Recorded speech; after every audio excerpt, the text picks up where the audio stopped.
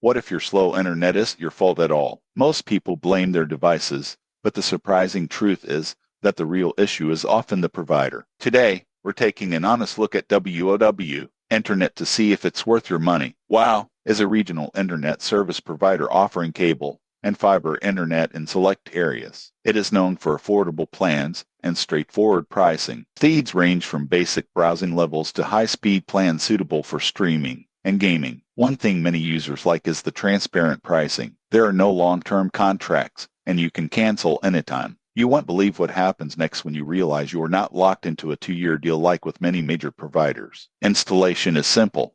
You can self-install or schedule a technician. Once connected, most customers report stable speeds for streaming and remote work. However, performance depends heavily on location and network congestion. Customer service reviews are mixed. Some users have smooth experiences, while others report long wait times. Outages can happen, and response times may vary. The surprising truth is that WOW is best for budget-conscious users who want reliable service without contracts. Check availability in your area and compare speeds before switching. If this helped you decide, subscribe for more honest service reviews that save you money.